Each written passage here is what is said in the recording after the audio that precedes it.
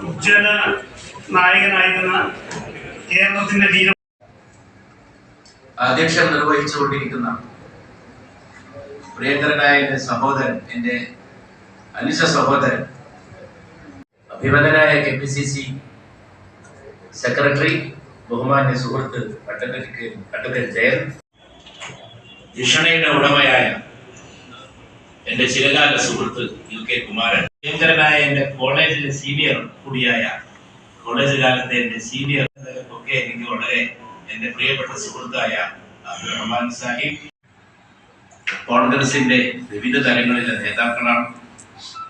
എല്ലാവർക്കും എൻ്റെ വളരെ വലിയൊരു ചടങ്ങാണ് DCC സംഘടിപ്പിച്ചിട്ടുള്ളത്.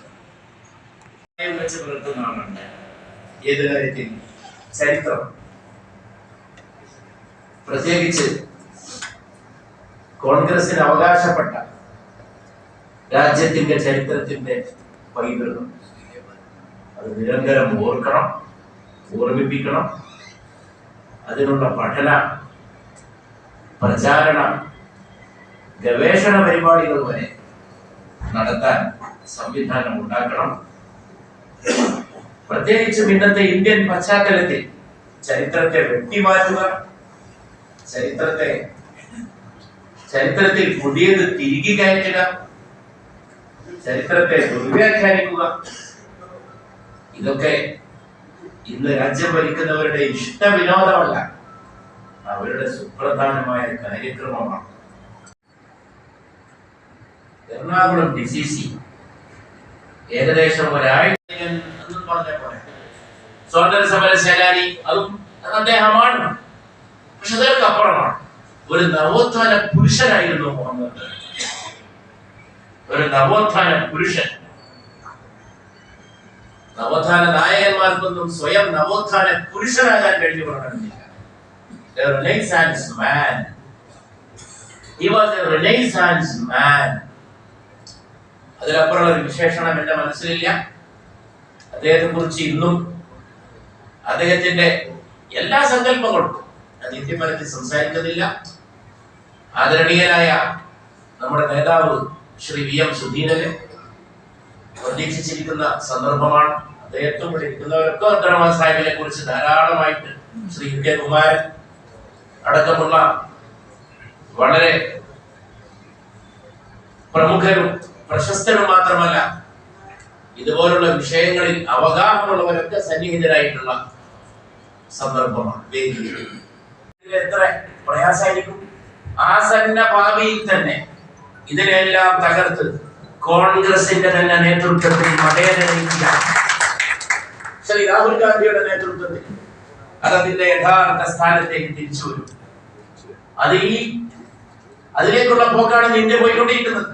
ഇതൊന്നും ആളുകൾ അനുകൂലിക്കുന്നില്ല. അപ്പൊ അങ്ങനെയുള്ള എത്രയോ സംഭവങ്ങൾ രാജ്യത്ത് നടക്കുന്നു. നെഹ്റുവിനെ കുറിച്ച് പറയുമ്പോൾ എന്താ, നെഹ്റുവിനോടൊക്കെ എത്ര വിരോധം. ജാമിയ മില്ലിയക്ക് തീ കൊടുക്കാൻ പോവാന്ന് പറഞ്ഞു. നെഹ്റു പ്രധാനമന്ത്രിയായി അധികാരമേറ്റ ഉടനെ സ്വാതന്ത്ര്യ ലബ്ധിയുടെ തൊട്ട് പറഞ്ഞു. ജാമിയ മില്ലിയ ധാരാളം മലയാളികൾ പോയി പഠിക്കുന്ന സർവകലാശാലയാണ്. അപ്പോ നെഹ്റുവിന്റെ ചെയ്തോന്ന് വെച്ചാല് അതാണ് നെഹ്റു. വാഹനം എടുത്തിട്ട് അംഗരക്ഷകന് പോലും ഇല്ലാതെ ഒരാളെ കൂട്ടിയിട്ട് നേരെ ജാമിയയുടെ മുമ്പിലേക്ക് പോയി. ഒരു പ്രധാനമന്ത്രി നേരെ പോയിട്ട് ജാമിയ മില്ലിയ ഇസ്ലാമിയ എന്നാണ് ഇതിന്റെ പൂർണ്ണമായ പേര്. ഇന്ത്യയിലെ വലിയൊരു യൂണിവേഴ്സിറ്റിയാണ്. ആ പേരൊക്കെ ഇന്നും എത്ര അവിടെ പഠിക്കുന്ന എല്ലാ ഡിഗ്രി ഒക്കെ ഉണ്ട് അവിടെ. ഇസ്ലാമിയ എന്നുള്ള പേരൊക്കെ വരുന്നത് സ്വാതന്ത്ര്യ സമരത്തിന് ഹിന്ദു മുസ്ലിം മൈത്രിയുടെ ഭാഗമാണ്. അതിന് കല്ലിട്ടത് വലിയൊരു ഇസ്ലാമിക പണ്ഡിതനാണ്. ആ കല്ലെടുത്ത ചടങ്ങിൽ അദ്ദേഹത്തോടൊപ്പം പങ്കെടുത്ത് ഗാന്ധിജിയുടെ നെഹ്റുണ്ട്. എന്തൊരു എത്ര മലയാളികളാണ് ജാമ്യം പഠിക്കുന്നത്. നമ്മളത് MBA ഡൽഹിയിൽ നിൽക്കുമ്പോൾ രക്ഷിതാക്കൾ കുട്ടികളെ കൈ പിടിച്ചു വരുന്നത് എത്ര കാണുന്നത് ജാമ്യ ഡൽഹിയിൽ. ആ ക്യാമ്പസ് തന്നെ മലയാളികളെ കൊണ്ട് നിറഞ്ഞിരിക്കുന്നു. ഞാൻ പറഞ്ഞത് ഇതിന്റെ ഒക്കെ ചരിത്രം, അതിലൊക്കെ ബഹുസ്വരതയും ആ ബഹുസ്വരതയോടുള്ള ശത്രുതയാണ് ഈ ചരിത്രത്തെ നമസ്കരിക്കാൻ ഇവരെ പ്രേരിപ്പിക്കുന്നത്. ഇന്ത്യയുടെ ചരിത്രത്തിലും സംസ്കാരത്തിലും അന്തർലീനമാണ് ബഹുസ്വരത. അതിനു വേണ്ടിയാണ് അബ്ദുറഹ്മാൻ സാഹിബ് നിലകൊണ്ടത്. അപ്പൊ നെഹ്റു അതിന്റെ മുമ്പിൽ ചമടം പിടിച്ച് എന്നിട്ട് പറഞ്ഞു, ആദ്യം എനിക്ക് തീ കൊടുക്കും, എന്നെ കൊല്ലൂ, എനിക്ക് തീ കൊടുത്തു, എന്നിട്ട് യൂണിവേഴ്സിറ്റിക്ക് തീ കൊടുക്കും. അതാണ് നെഹ്റു. അതാണ് നെഹ്റുവിന്റെ സെക്യുലറിസം. ഒരു സ്ത്രീ ഇരുന്ന സ്ഥലമാണ് ഇന്ന് ലോക്സഭ. ഒന്നിട്ടും തീരാത്ത വിരോധമല്ലേ പറയുന്നത്. രൂപുണ്ടാക്കിയിട്ട് അതിനെ 3 തവണ റിവോൾവർ കൊണ്ട് വെടിവെച്ചു. ഇതൊന്നും കാണാതെ പോകാൻ പാടില്ല. അതുകൊണ്ടൊന്നും ഗാന്ധി ഇല്ലാതെയാകുന്നില്ല. ഗാന്ധി പുനർജനിച്ചുകൊണ്ടേയിരിക്കും. നെഹ്റു പടർന്ന് പന്തലിച്ചുകൊണ്ടേയിരിക്കും. ഒക്കെ നെഹ്റുവാണ്, ഒക്കെ നെഹ്റുവാണ്. നാളെ മഹാഭൂരിപക്ഷത്തോടെ ജയിച്ച് പാർലമെന്റിലേക്ക്, ലോക്സഭയിലേക്ക് നടന്നു കയറാൻ പോകുന്ന പ്രിയങ്കയും നെഹ്റുവാണ്. നെഹ്റുവിയൻ രാഷ്ട്രീയത്തിന്റെ സമുജ്വലയായ പ്രതിനിധിയാണ്. അത് തന്നെയാണ് ഇന്ത്യ.